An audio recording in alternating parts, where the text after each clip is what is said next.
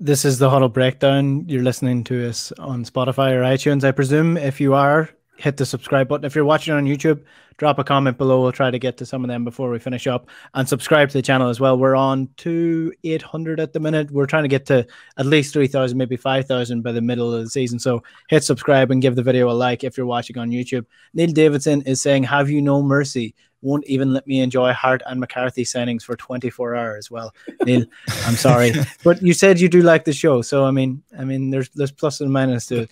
Let's finish off then really quickly with the Europa League fixture against Jablonec from Czech Republic, or Czechia, I think they're now called.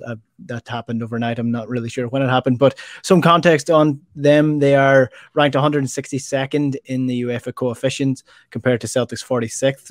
Doesn't mean all that much, but it gives you a little bit of a idea of what level they're playing at. They're currently 9th in the Czech league, 1 win, 1 loss from the new season. They finished 3rd last year against behind Sparta and Slavia Prague, but there's no difference between those two. Who knows which one is which? Not even Neil Lennon when he's playing against them. So this game against Jablonec, a lot of people scared of AZ Alkmaar in the next round if Celtic do get through, but I guess you have to get through this fixture first. Given the last 2 games, what level are the confidence at? Well, can I ask a quick question? Is there any resolution on all these? Because I haven't been on the Michelin situation. Yeah, no, at the minute now, just as it stands, we're recording this at 4:30 on Wednesday. So the news is that Michelin played did not play an eligible player, Juninho. It's still up in the air what's going to happen. Okay.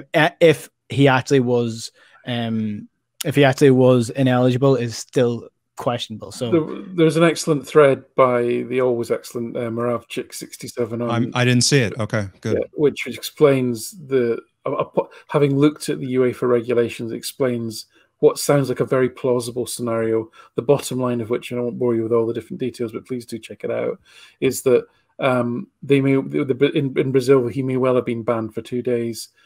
To get that ban extended worldwide, you have to go to FIFA and ask them. FIFA then made the judgment and then informed Michelin before the game yesterday, and he was then withdrawn from that game. The likelihood is that that was all kind of above board.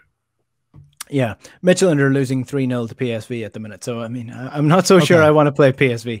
No, that's why. Go ahead, Alan. I'm sorry. Yeah. It's Jablonec is the Europa League opposition. Yeah, listen, in the state that we're in terms of, trying to adapt to a very different style and the state the squad's in, every game is going to be an awkward game. The ELO rating suggests that this team are ranked higher than every team bar the top 2 in Scotland. So, think of this as Hibs away, if you like. Would we be confident about Celtic winning Hibs away? No. So, even Ross, this is a team that's going to be pretty awkward. They've in the last 5 seasons under the same coach, so there's continuity here. They've either finished 3rd, 4th, or 5th. For 5 seasons in a row. So there's some consistency there in terms of their own performances. Yes, they only play in a tiny stadium. Their stadium holds 6,500 people. In their last league game, they had about 2,500 people in there. But by the way, it is grass and the pitch is the same size as Celtic Park. So there's that. They don't have much of a pedigree in Europe. They did beat Copenhagen about 5 years ago and only lost by 1 goal to Ajax. Finished bottom of their Europa League group in 18-19, and lost by a single goal home and away to Rennes. But last season they only lost 1 of the last 14 league games to finish 3rd, and they were only 5 points behind Sparta Prague. Remember them? They actually beat them in 1 game and lost in 1 game in the league. So listen, this is going to be a really awkward tie. In terms of tactics, they don't have a fixed system. It's kind of a 4-1-4-1. Sometimes it's a 4-4-2. This season it's been a 4-2-3-1, but the one constant seems to be to play 2 number 6s. So they'll play 2 players quite deep, I think. They did lose one of their top scorers to Slavia Prague, but it seems that in the Czech league there's pretty much a merry-go-round of free transfers between the clubs at the end of most seasons. They've got a guy up front, 6'2", again, Czech team, going to be big, going to be strong, going to be physical. He's a bit of a late bloomer, managed 10 league goals plus in each of his last 3 seasons, never done it before. Dolzali. It looks like their most sort of unpredictable danger may be a guy called Jovovic on the left wing, kind of a decent expected assists. He also presses well, wins nearly 5 duels in the final third per game, and gets possession in the box around about the same as James Forrest. So he could be a bit of a handful. So what I've read up on, central midfield could actually be their biggest weakness, which is Celtic's biggest strength. So take that as a positive. They could well have the 39-year-old Thomas Hubschmann, who some of you may remember from European Championships past. He's still going. He may well make an appearance. What I think is fascinating is, they finished third in the league last season on an average of 32% possession. You can just see the counter-attacking mayhem that is going to ensue. This is a very efficient team. They score according to their XG, and they score very efficiently. Last season, I would say they overperformed defensively. They conceded 0.9, just under a goal a game. Their XG was 1.36 goals a game.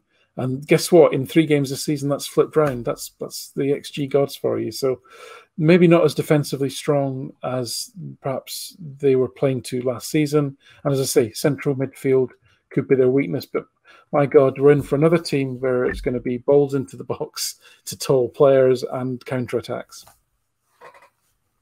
James, what's your confidence level going into this? I think we're due for some luck. Some finishing. Some finishing.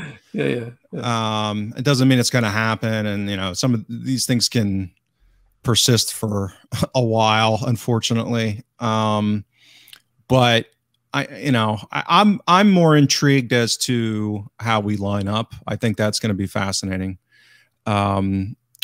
Relative to Christie, is he'd have a place in the team? Is Furuhashi going to start? And if he does, where and in place of whom? There's a case to be made that you could have Furuhashi at striker, Christie on the left, Forrest on the right. You could have Christie replace Turnbull. You could have that as an iteration with Furuhashi left and Edouard in the middle. So I think this is the first game where I think there's enough variability in who's available where we might start to see some interesting decisions. We saw the Bitton over Welsh selection, which was, I think, provided some information on Ange's decision making. I thought not playing Christie was weird on Saturday, and the selection of Abada. So I think we'll get more information on Thursday, given the circumstances. Dundee's a really bad team, and we're playing them at home. So hopefully we could get away with almost any lineup on Saturday and pull that one out. Famous last words.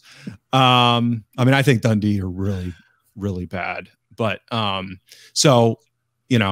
I think that's what I'm most fascinated by. Alan's done a great job in summer. I've listened to a couple of podcasts, other people that have scouted them. Alan sounds right in line. If anything, they seem like they've been struggling in transition to this season relative to what their ELO ratings, and they're standing last week. So maybe we're getting them at a good time. We thought that with Michelin, and that didn't work out real well. So I think we should have enough to perform better. To me, it's a question of, taking our chances a little bit. And, that's always the big question. I don't see them, killing us in dominating the game, as Alan said. We're going to have the ball most of the time. It's a question of whether we can stop their counters and some set pieces. Hello. It's like it's a nightmare dream we're having over and over again. So, but if we can score, it would alleviate that. Bigly, if the offside goal, quote unquote, was awarded as it should have been on Saturday, that would have changed that game probably. So, I think we just need a little bit of good fortune on finishing to maybe have that pressure valve released a little bit, and have us calm down and maybe get a little bit of a boost in confidence short term. So hopefully it happens Thursday. Yeah, let's hope so. That is us done for the Huddle Breakdown, well over an hour at this point. So thank you to everyone who has listened. And again, if you're new to the channel, you can subscribe to the podcast on iTunes or on Spotify, or you can get it every week on the YouTube. I'll be reacting on this channel to the Jablonec game with former Celtic player Paddy McCourt tomorrow night. So stay tuned for that. Hopefully we get a win, and hopefully we'll have some positives to talk about as well. Next week, again, we'll be back again looking at this game and the Dundee game this weekend as well. So that's the Huddle Breakdown done. James, Alan, thanks very much. Thank you. Thanks, guys. Have a good week. All right, we'll chat to you later. Good luck.